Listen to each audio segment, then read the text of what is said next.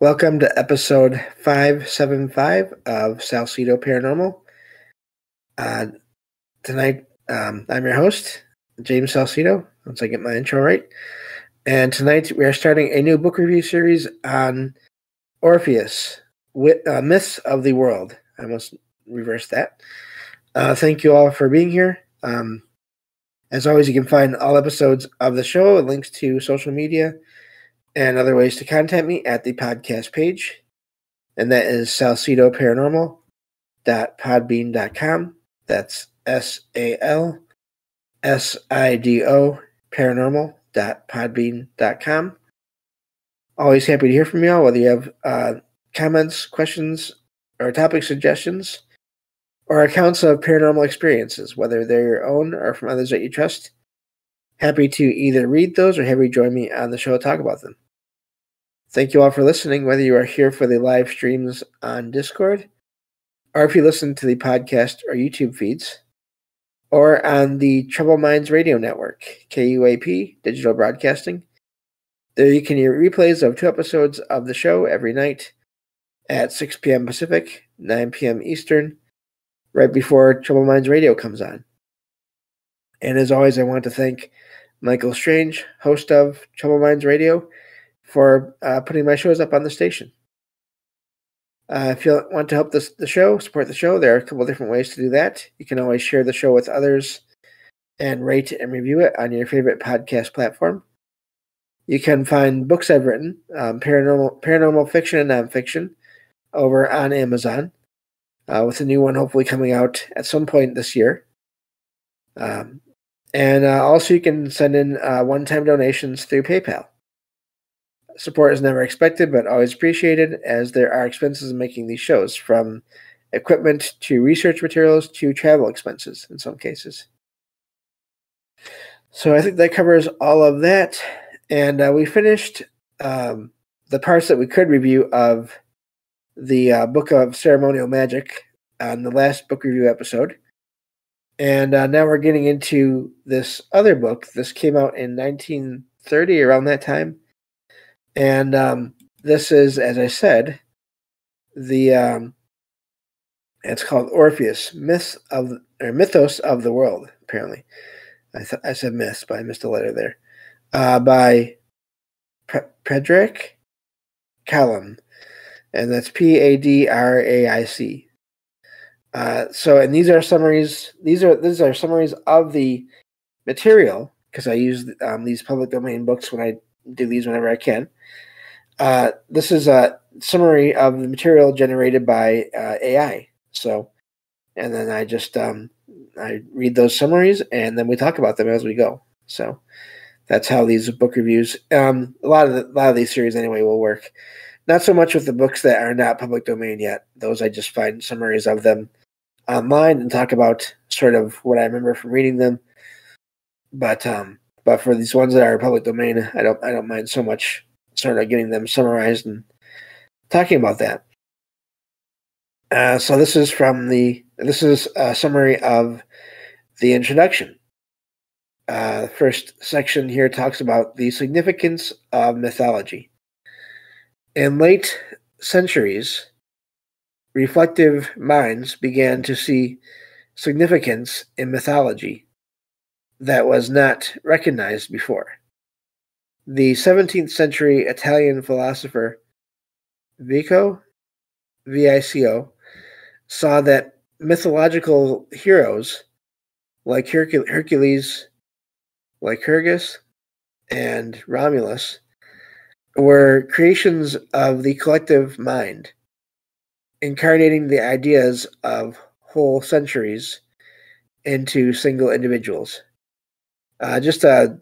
Also to stop there for a second, this is a summary of a book that was written by someone else, so we may or may not agree with the things that we find in these materials. So, and that includes myself, and I'll let you know if I come across something that really doesn't seem right. But says that Goethe, Goethe, maintained that earlier centuries had their ideas in intuitions of fancy, while later eras brought them into notions and shapes like gods. The Greek words mythos and logos originally meant the same thing as word, but logos came to mean exact thought corresponding to universal principles. Excuse me. While mythos meant a story, especially a prehistoric Greek story. The term myth now refers to sacred stories of many cultures. True myths contain universal principles.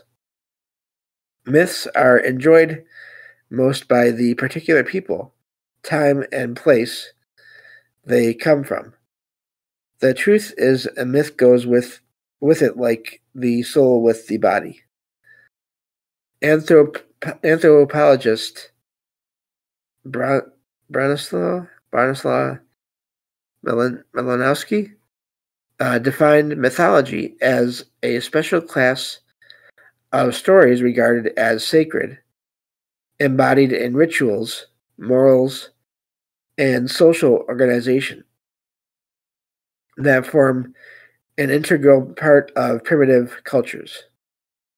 These stories are seen by the natives as statements of a primeval greater reality that determines the present life and provides motives and guidance for ritual and moral actions. However, only sacred stories from certain cultures are of interest to modern readers. I debate that, but okay. The stories included in this collection are ones with matter that can be sympathized with and recognized as being of present interest by today's readers, as opposed to stories too primitive to relate to. Not sure I like that last part there, but anyway. I do also want to mention this is not an exhaustive this is not the end all be all, so to speak. This is not the master collection of mythology. This is just sort of a sampling of the different myths from around the world. So just because I don't know such a book with that really exists with all of the myths that have been that's a hard word to say sometimes, that have been collected since throughout time. I don't know if there is a single book now that has all of those in one book. It seems like that'd be a huge book that way. So I just want to point that out. This is more just examples of it, as how I think of it. And so yeah, that's the beginning of an introduction there. Looks like we're doing good on time. So let me get to the next section here. It goes into different parts of the world here from after that first section. And so let's see here. The next section is Egyptian mythology.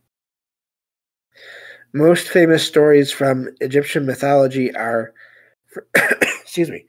fragmentary. The best known one about about Isis and Osiris comes from the Greek writer Plutarch. The outline of the Isis-Osiris story given here follows Plutarch, but includes the Egyptian creation story and uses deity names sanctioned by Egyptian scholars rather than Plutarch's versions.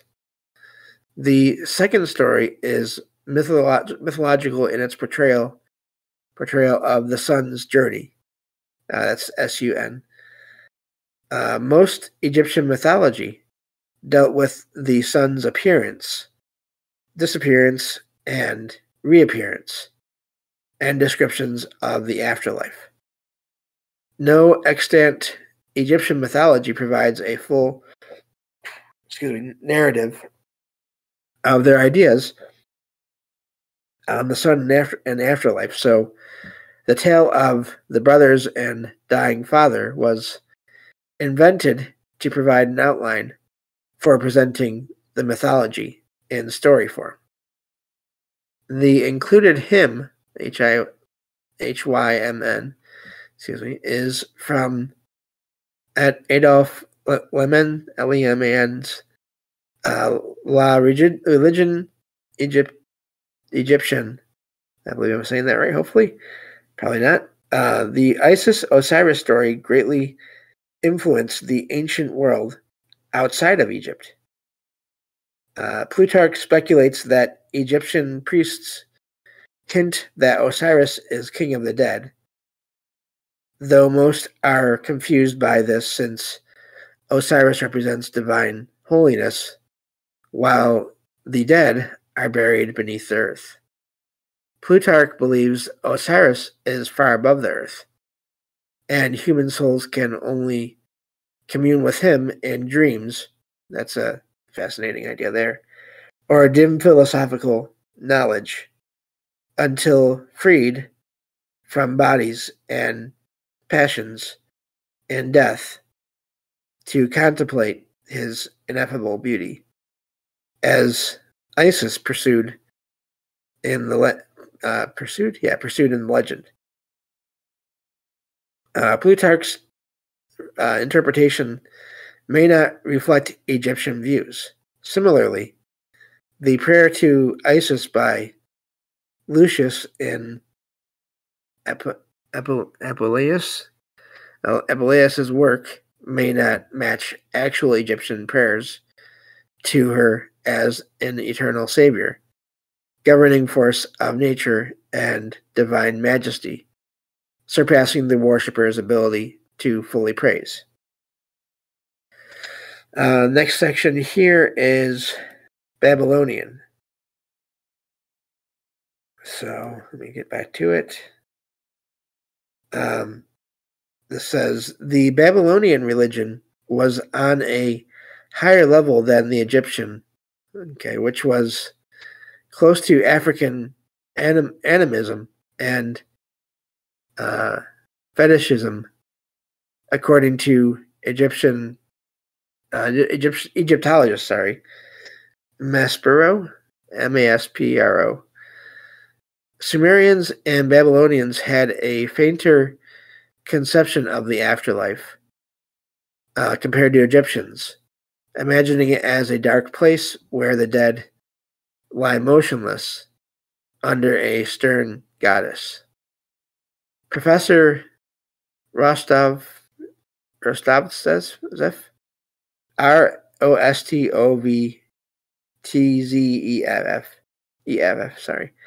notes that Babylonian hymns and prayers to the gods are full of genuine religious inspiration and feeling.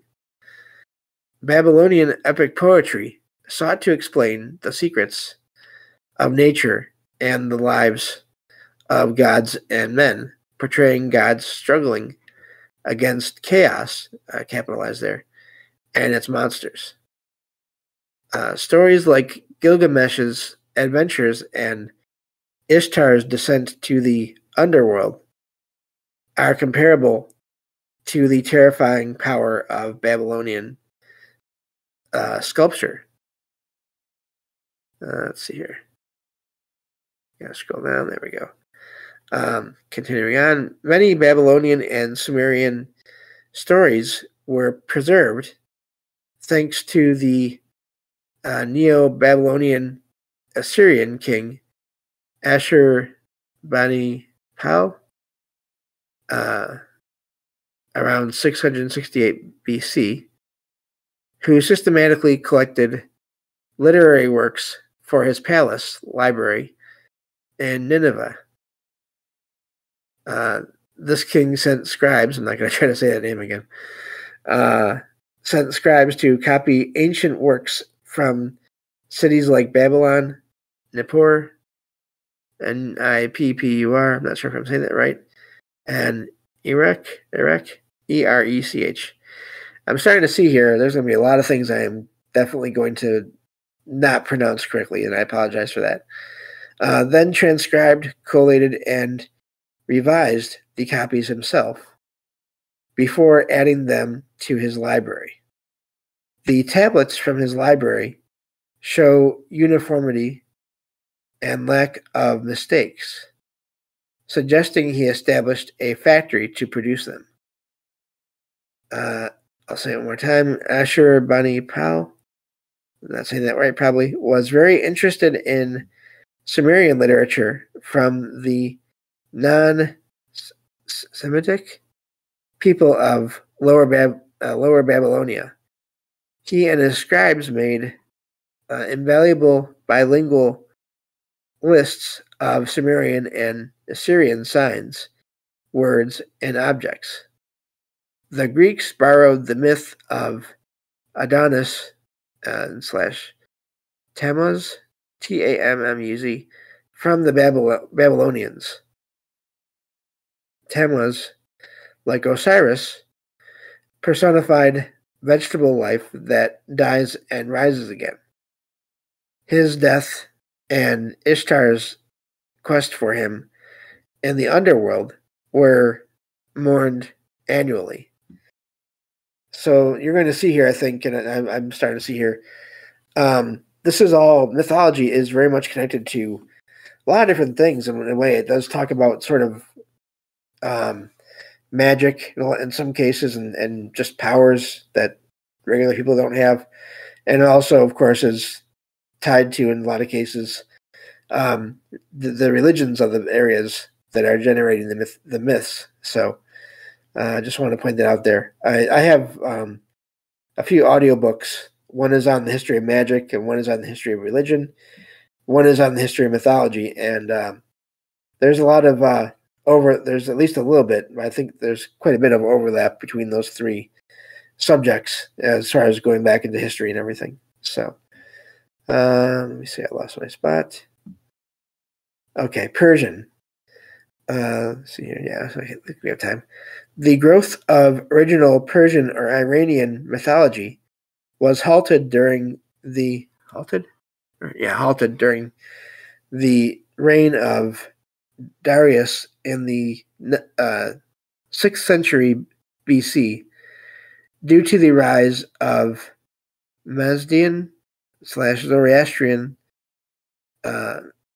dualism, which was accepted by the ruling classes and deprived the old mythology of value and significance. Most records of it were later destroyed. That is always sad. Zoroastrian dualism represented a higher level religion than those of Egypt and Babylon. I wonder what they mean by higher level. Part of me doesn't like that description. But says, like Hebrew prophets, Zoroaster conceived of a single spiritual God, Ahura Mazda, personifying good opposed by the evil Angra Manu, Angra space Mainu. In the eternal struggle between good and evil, humans take part and are responsible for their actions. Those who fight evil, confess God, and maintain purity will be saved at the final resurrection and judgment after 12,000 years.